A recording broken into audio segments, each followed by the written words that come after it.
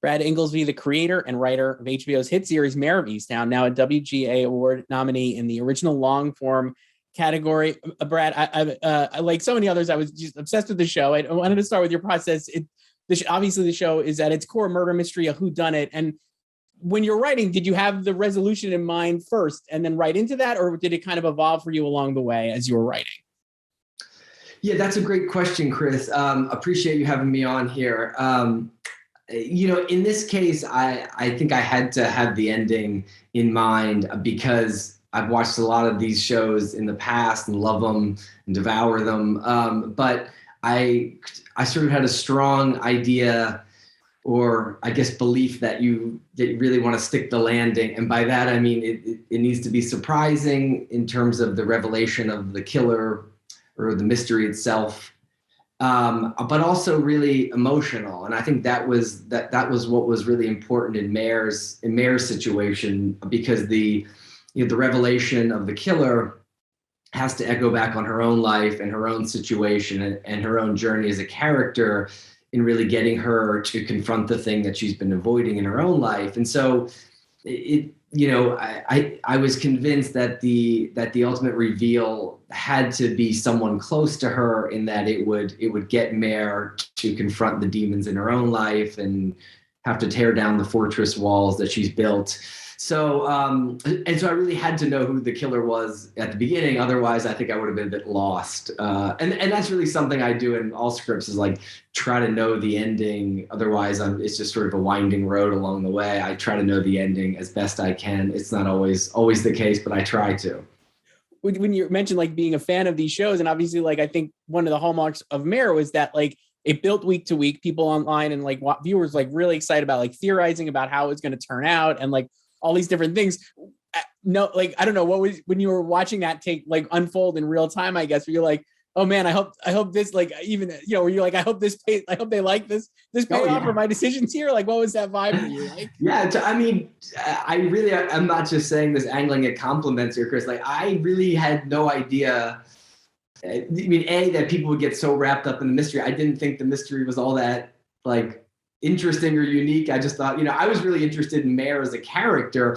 And in terms of watching people get into it, we were still editing the show at the time. So we were sort of trying to make sure we were covering all of the setups and payoffs we could. People were reacting have we covered this in later episodes? So it was a bit of we were still working quite a bit at that time. So I couldn't get too caught up in what was going on with the audience and their reactions. I think what was helpful is seeing what was working, which characters were resonating, and then being able to go into the edit and say, okay, these are the characters that are resonating. How do we give them more beats? Are there different takes we can use? Let's give them payoffs that we feel an audience will want. So I think there was a bit of that going on in terms of the emotional satisfaction of the show, which character, like especially Zabel, Evan's character, we found really early on was resonating in a huge way. A lot of that was just Evan being such a charming actor, and so many of his great lines he came up with on his own. But so trying to give each of those characters a payoff. But yeah, I mean, it was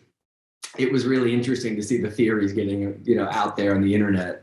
Yeah, for sure. You meant obviously Mare, right? The character itself, like I'm glad you mentioned that. I think I don't think if Mare was not as good of a character, I maybe like, people would have probably still been interested, because I think the mystery was quite compelling. But I mean, I think having her at the center is really great. Can you talk about, I know, how did you like come up with her, or like, what was it like, what inspired you for Mare? And then the second part of that, while I hazard to do a two-part question, would be just like, how much did that, having Kate Winslet in that role, kind of affect what happened with the character as well? And like, how did that collaboration evolve once she was, in on it?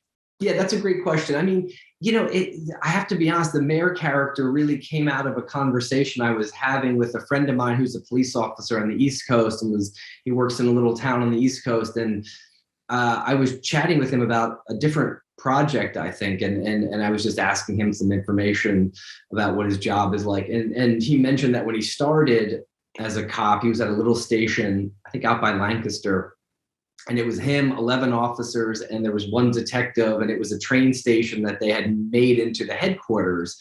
And it was a woman who was the one detective. And I just thought, well, that's interesting. I haven't seen that before. A woman who's in this town where she grew up, all the shared history of these characters. So every conflict, it becomes a professional conflict and a personal conflict. That's sort of ripe soil. That feels like there's some stuff to play with there. And then I grew up in a sports clan. So there was an interest in, like, we've seen a lot of these stories about men who were these athletes whose dreams didn't come true for whatever reason. But I felt like, maybe a subversion of that sort of trope would be, oh, well, let's see this woman who was a hero as a kid, whose life has in many ways been on the decline since, really. And she's trying to live up to this thing that happened when she was a kid, really. And that people look to her in a certain way, and she's held herself a certain way. But now, so what I was interested in is, I guess, coming into Mare's life at this moment where she's not able to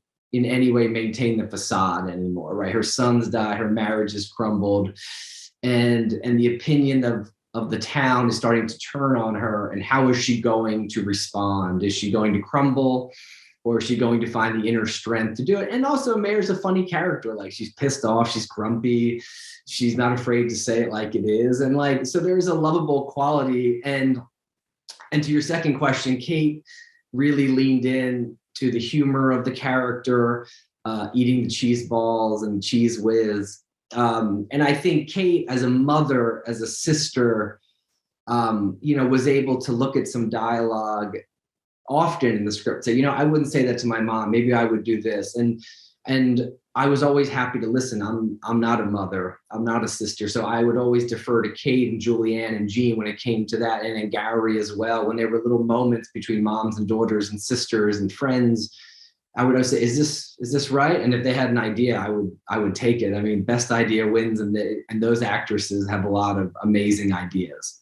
Yeah, for sure. I want to talk to you too, obviously, for people watching this. You're I think a through line of your work is like the community aspect, and like kind of like showing people who maybe don't always get like movies made about them. Thing like Out of the Furnace, obviously, I thought was a really great film with Christian Bale. I love The Way Back with Ben Affleck from 2020, and this show as well. I felt like one of the things I think people, when they were watching it, really like appreciated was the care of the community and like the empathy you have for these characters at law, like as the group. Like, and I guess, can you talk about how having it be a long form show like this helped you even expand that further, I guess, and further maybe than you've done even in prior scripts and stuff, and like what that opportunity afforded you, I guess?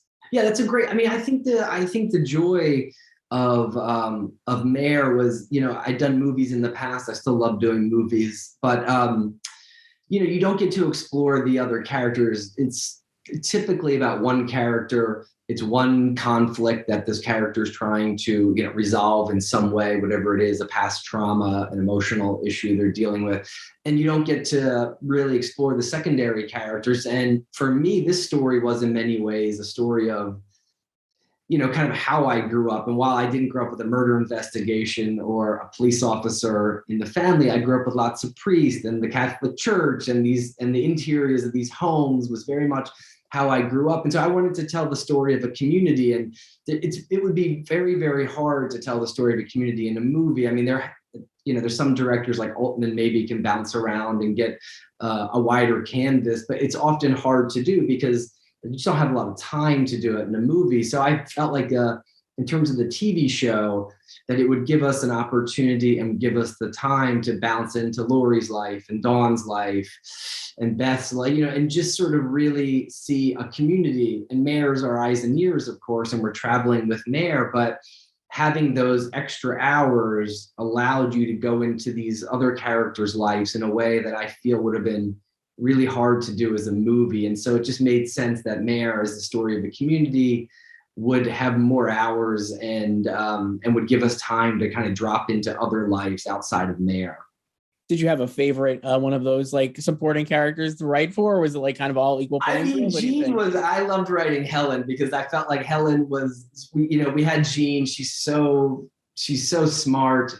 And it's such a heavy show, Chris, if you step back and look at what actually happens in the show, the crime itself, it's quite heavy. And so we never wanted to make it heavy. And so I think Jean was always good for just the audience to take a breath and laugh. And there were some heavy moments with Jean, but we could always rely on Jean to give us a laugh So the audience was never, it just wasn't a death march, right? You have a laugh, take a breath, and then get back into the heaviness. So I always loved writing. And I would say, Evan's character too, I loved Zabel, and Evan brought a lot of good humor to that himself. Some of the best lines that his character says in the show, Evan created on the day. So I think those two characters were, in terms of the humor of the show that I was really convinced we needed. I think those two characters were a real joy to write. Yeah, it's a great show. Brad Ingelsby, Mare of Easttown, and WGA nominee here this year. Thank you so much. Appreciate it, Chris.